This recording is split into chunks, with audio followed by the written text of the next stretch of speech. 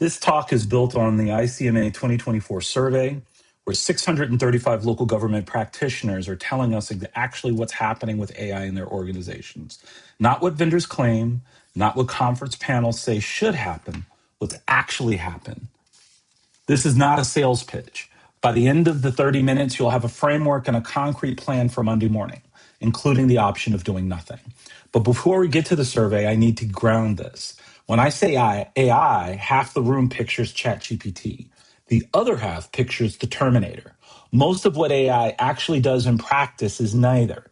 It's the recommendations on your phone, the predictions in your inbox, the patterns your software finds in data that you've already collected. I have 4 examples, none of them government. Each one ends with, here's how the same idea works for a city. Let's start with something most of you have used, Pandora. Pandora's Music Genome Project. They pay trained musicologists to tag every song against 450 attributes: melody, harmony, rhythm, instrumentation, vocal characteristics, lyrical themes, and even cowbell. When you give a track a thumbs up, Pandora isn't just learning that you like the song, it's learning which combinations of attributes resonate with you. Maybe the minor keys, maybe the syncopated rhythms. Your station becomes a profile of those preferences. The system finds songs that match it. That's pattern matching. Tag the things, profile the user, recommend the close matches. Now translate that to a city. You offer dozens of programs: utility assistance, senior services, youth recreation, small business grants, workforce training. Most residents don't know what they qualify for. Most never apply, even when they do. Tag each program with its eligibility attributes: income, age, household size, geography, life situation.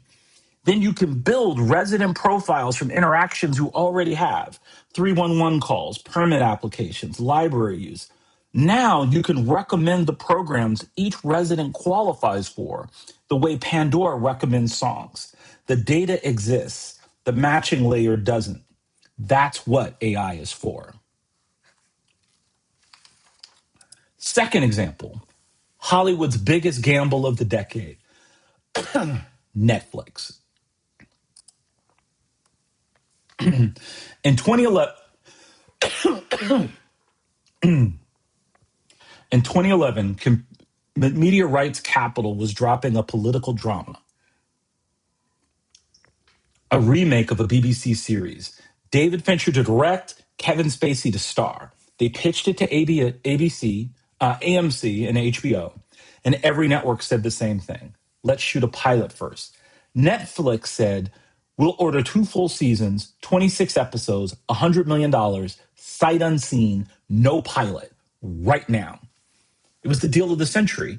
Of course, Media Rights Capital jumped at it. While $4 million an episode isn't an incredible amount of money in the TV game, the fact that Netflix was willing to commit to it upfront was. Now, what gave them this nerve was their viewing data. Netflix could see across 30 million subscribers, 3 overlapping audiences: people who'd watched the BBC original. It's fantastic, by the way. People who watch Fincher's films, such as Fight Club, and people who had watched Kevin Spacey's filmography, such as All the Usual Suspects. The Venn diagram was big enough and engaged enough that they could model expected demand with confidence, i.e., of the people that love Kevin Spacey and watch his work, there's a significant overlap between them and the people who watch David Fincher's work. And there's a significant overlap between them and the type of people who enjoyed something like the original BBC's House of Cards. Here's the lesson. Netflix wasn't trying to predict whether the show would be a hit in the traditional rating sense. They reframed the question to use their data so that they could actually answer, will this show drive enough subscriber acquisition and retention to justify $100 million? Cities make irreversible bets all the time. Capital projects, new programs, technology platforms, usually with weaker evidence than Netflix had. Existing usage data from comparable facilities can model expected demand far better than gut feel. or whoever shows up at a public meeting. Using peer city data through the ICMA or the GFOA gives you analog cases that you can study. The trick is the reframe. Don't ask, will this program succeed? Ask, what would have to be true for this to work, and how will we know? That's a question your data can actually answer. Third one, something most of you have written, Amtrak. Amtrak collects feedbacks from post-trip surveys, the app, from social media, from their customer service. The volume is too high for humans to read systematically. The structured ratings, 1 to 5 stars on cleanliness, on-time performance, are easy to aggregate. The gold mine is the free text comments. Historically, those get ignored. Modern sentiment analysis does 3 things to that text. One, it classifies what each comment is about. Aspect based. So conductor Maria was wonderful, but the bathroom was filthy becomes 2 separate data points, not one neutral one. It scores sentiment with intensity, and it links each comment to the train, the route, the date, and the crew, which is important because there's 30,000 plus employees in Amtrak, and there's 721 trips per day going on in the Amtrak system. So being able to link those things together is key. This is how Amtrak can see how passengers describe staff on the Acela versus the Northeast Regional, or whether sentiment towards a particular crew is trending up or down over 6 months. We translate that to a city. 311 is the closest analog. You receive enormous values of contacts. The structured fields get analyzed routinely. The free text descriptions almost never do. The aspect-based sentiment can reveal what complaints about a particular trash route aren't really about missed pickups. They're about how the crew interacts with the residents. That's a different problem with a different fix. The signal is in the words.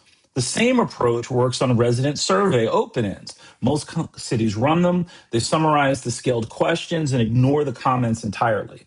And on public comment processing, the hundreds of pages staff are legally required to consider, but rarely have time to read carefully.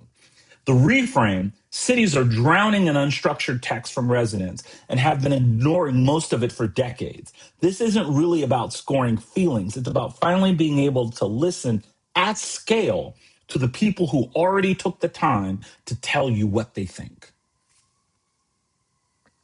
Last example, the one that should make you cautious. Target. In 2012, a statistician at Target named Andrew Pohl, Target had a baby registry, which meant they had a clean data set of women who had voluntarily disclosed that they were pregnant with rough due dates, already labeled. That's the hardest kind of data to get. They looked backwards at those women's purchase histories. What patterns appeared in the months before they joined the registry? About 25 products turned out to be strong signals.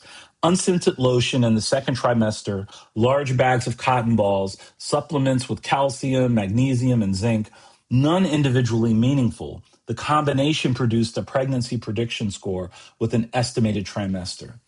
Then a father in Minneapolis got coupons for cribs and baby clothes addressed to his teenage daughter. He complained to a store manager. They learned his daughter actually was pregnant. Target hadn't done anything illegal. They'd inferred something deeply private from innocuous data before the person involved had told her own family or even figured it out herself. The municipal analog, cities sit on databases of completed events, code violations that become fires, pipes that burst, families that end up needing emergency services. Looking backward at what those cases looked like before they happened can tell us a lot. New York City's fire department did exactly this. They trained on past illegal conversions and fire incidents to flag which one of a million buildings were most likely to have similar problems. Inspectors started finding violations they used to miss. They were going to the right buildings. Used responsibly, you can predict eviction risk from utility shutoff notices and send a housing navigator before the eviction occurs. Used irresponsibly, you become the front page privacy story.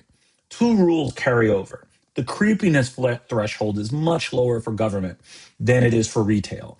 And the strongest ethical footing is when a high score triggers an outreach call or free inspection, not a penalty, denial, or surveillance. Predict to help. Investigate the old fashioned way to enforce. Hold that distinction. We're going to come back to it. Four companies or organizations, four uses of AI. None of them are science fiction. All of them on data municipal governments already have. Pattern matching, decision support, listening at scale, prediction. Notice what isn't on that list. None of those four were ChatGPT. When people talk about AI today, they usually mean generative AI, the kind that writes essays and makes images. That's one slice of a much bigger field and a recent one. The other slices, the four you just saw, have been doing useful work for decades. They are actually deployed in most organizations right now, including, very possibly, in yours. You don't need to do all four. But when we talk about AI in local government, that's the territory, not robots, not algorithms running your council. Tools that help you do what you already do on data that you already collect. Now, let's look at where American local governments actually are. How many of you feel like your community is behind on AI? Keep that thought in mind. I'm about to change it. You're not behind. You're normal. I can prove it. The ICMA asked those 635 practitioners one question. What's blocking AI adoption in your organization? 77% gave the same answer. Lack of awareness and understanding. Not budget, not politics, not public opposition, knowledge. And for what it's worth, in my conversations with the people at this MCCMA conference this past couple of days, you bear out these results. You feel the same way. The single biggest barrier to AI in American local government is that people don't know enough about it to make a decision. That's good news. Think about the problems you deal with every day. Budget shortfalls, hard. Political opposition on your council, harder. Infrastructure falling apart, years and millions of dollars. A knowledge gap is solvable. It's solvable in this room in the next 20 minutes. No bond issue, no consultant, nobody's permission required. Now look at the ratio 8-1. 77% say knowledge, 10% say political resistance. For every practitioner who said, my elected official won't let me, 8 said, I don't understand this well enough to try. If the barrier were political, you'd need a lobbying strategy. It's not. You need information, not persuasion. Local government isn't resisting AI, it's uncertain. Treat uncertainty like resistance, and you'll push when you should be teaching. Push people who are uncertain, and they get defensive. So let's teach. Here's what how the knowledge gap shows up in practice. 69% of communities have taken no governance actions on AI. Zero. No policy, no training, no designated person. 2/3 of the profession doing nothing to prepare for technology already in their software. 4.4% have organization-wide AI training, which means 95% are asking staff to figure it out on their own.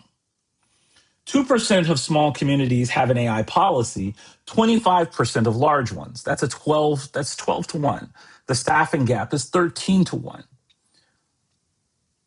So while we aren't doing enough, the bigger organizations are doing more than the smaller ones, but they have the resources to do so. This isn't a gap, it's a canyon. Larger communities have IT departments, discretionary budgets, procurement teams who know how to write an RFP. Small communities have 8 employees and a snowplow, a clerk who also does HR, a public works director who also manages IT, or as I heard this weekend, chief of police who also manages IT, which mostly means being able to reset the router. One quote from the survey, I wear 6 hats on any given day. Adding figure out AI to that list just isn't realistic. If you've recognized yourself in that, you're the majority. The gap isn't between your community and the future, it's between the AI conversation at conferences and the reality on the ground.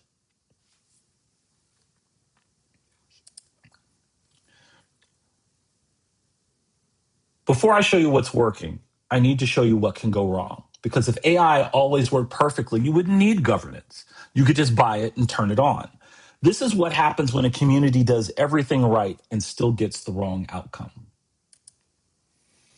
Allegheny County, Pennsylvania, 2016. The county built a screening tool to predict which families were at risk of child maltreatment so caseworkers could prioritize the kids most at risk.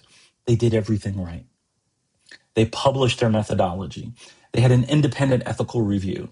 They had external researchers. They had community engagement. They had full transparency. Even Virginia Eubanks, one of the most prominent critics of algorithmic decision making in America, acknowledged the county, quote unquote, did every single thing that progressive folks who talk about these algorithms have asked people to do. It was the gold standard. And the system still disproportionately flagged low income families. Why? The algorithm drew its data from public systems, welfare records, Medicaid claims, jail bookings, public housing. Families on Medicaid generated records. Families with private insurance didn't. Families in public housing generated records. Homeowners didn't. The algorithm wasn't measuring risk, not totally. It was measuring visibility to government. Allegheny did everything right and still got outcomes that hurt people they were trying to protect. Now imagine a community where nobody published a methodology because there is no methodology, where the vendor said, trust us, and the city said, okay. That's not a hypothetical. That's most of America. This is where the target rule comes back. Predict to help. Investigate the old-fashioned way to enforce. Allegheny's system was used to trigger investigations. That's the side of the line where the cost of being wrong falls hardest on the people being scored.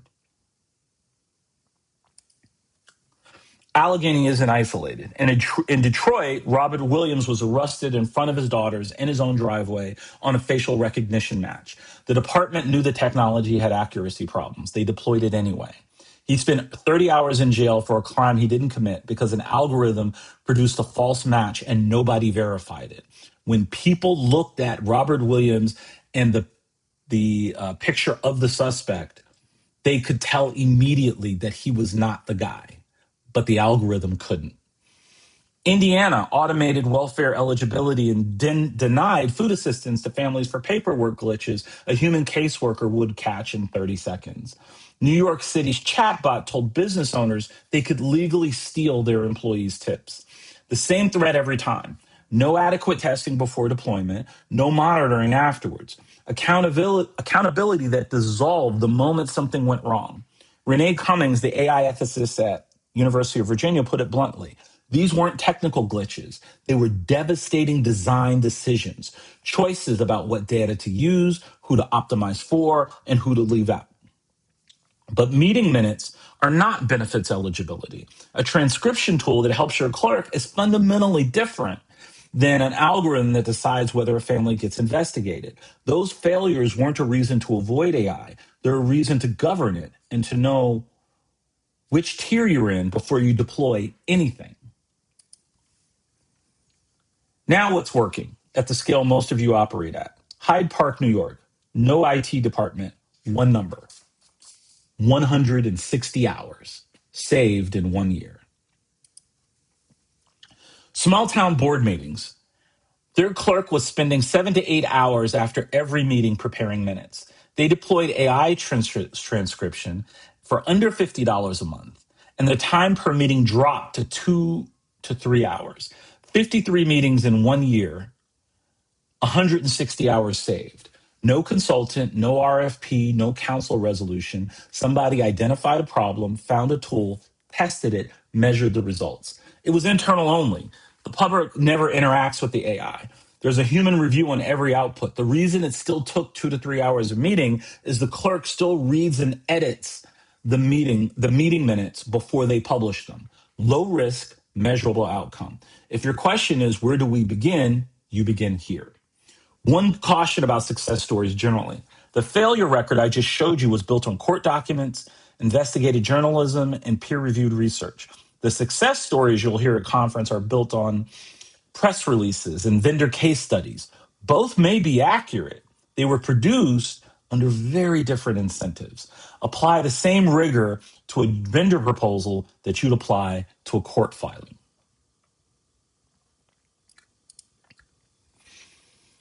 How many of you use Office 365?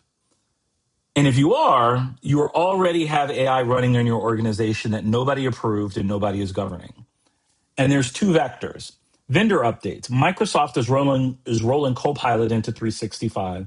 Google is embedding Gemini into Workspace. Tyler Technologies, Salesforce. Vendors are adding AI to products you already own, activated through routine updates and buried in release notes under bug fixes and interface changes. The data sharing terms may have changed as well, but all of that is hidden in the fine print.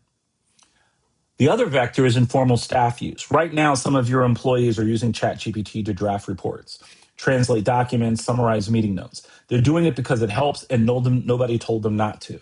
Nobody told them what data they can and cannot enter either. And often, if they're doing it on their own, they're doing it on the free account, which makes your data even less safe. Before you write a policy about AI you might adopt in the future, inventory the AI you already have today. Survey your staff, call your vendors, check your release notes. You'll be surprised. There are 3 tiers of risk, and this is a framework for deciding what to do about all of it. Tier 1 is low risk, internal and administrative, meeting transcription, document drafting, scheduling. Errors get caught before they reach a resident. There's a human checkpoint between the output and the public. Governance is basic, an acceptable use policy, training, human review. Tier 2, moderate risk, constituent facing, limited stakes. 311 chatbots, permanent status trackers, appointment scheduling. Residents interact with the AI directly, but errors are correctable. Governance is more substantial. There's a clear escalation path to a human. There needs to be accessibility assessments and monitoring. Tier 3, high risk, consequential determinations about people's lives, benefits eligibility, risk scoring, enforcement targeting. Errors affect rights and written safety and may not be reversible. This is where Allegheny lived. This is where Detroit lived. Governance here exceeds what most local governments can build on their own. Pre-deployment bias testing, mandatory human override, independent external auditing. Know which tier you're in before you start. The governance you need for meeting minutes is completely different from the governance you need for benefits eligibility. Apply the same rules to both, and you'll either overgovern the simple or undergovern the dangerous. Neither is acceptable.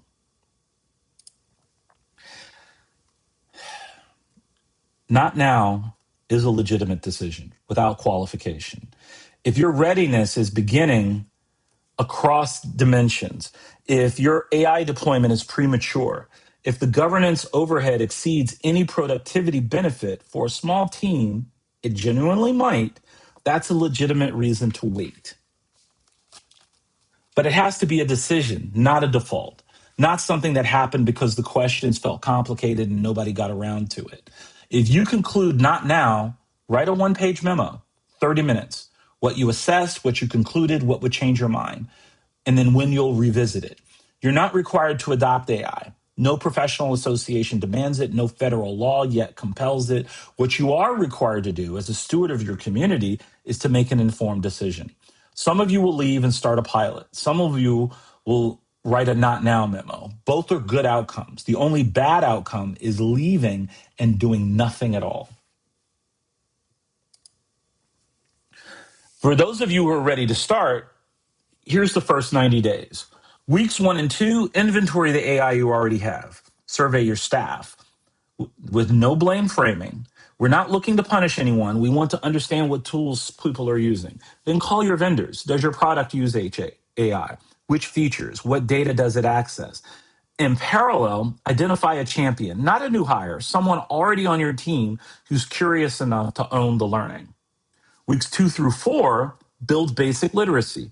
GovAI Coalition is free. And I understand that there's now an office in the state of Maryland that will also help on this. Develop interim guidance, 1 to 2 pages. What's allowed, what's prohibited, what requires a conversation. The shorthand, if you wouldn't share it at a public meeting, don't enter it into ChatGPT. Weeks 5 through 8, start a tier 1 pilot, meeting minutes, document drafting, or translation. It'll cost you $10 to $50 a month.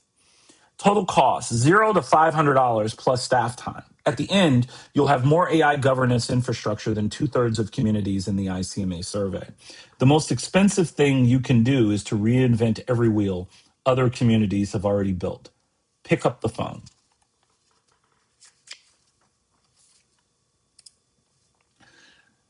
How do you get your council on board? 4 things. Lead with the problem, not the technology. Don't say we want to implement AI. Say we have a 200-hour annual backlog in meeting transcription, and I found a tool that cuts it in half for $50 a month.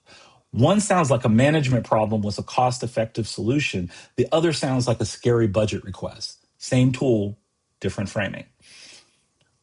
2, you can propose a policy, not a product. Councils authorize governance all the time. They're far less comfortable authorizing a technology purchase that they can't evaluate. Start with the policy. 3, set a 90-day pilot with a built-in review. We'll report back in September with time savings, costs, problems, and a recommendation. A built-in off-ramp makes everyone comfortable saying yes. And 4, have the constituent answer ready. Every council member will think, what happens when a resident complains? If you can't answer that clearly, you're not ready. Practice before the meeting.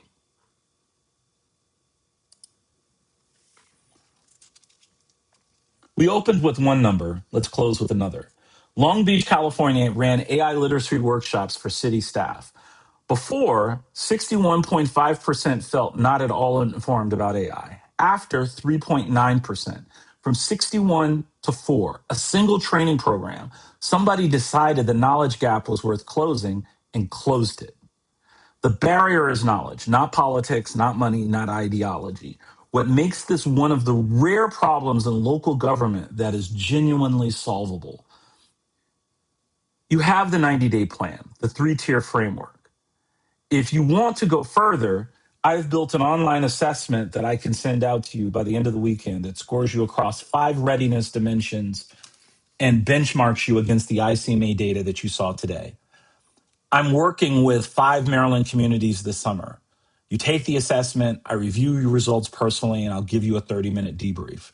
Where you are, what it means for your community, for your size, and your 3 highest priority next steps. Free, no contract. Many of you walked in feeling behind, and I hope that you leave this conference this weekend feeling informed. Thank you.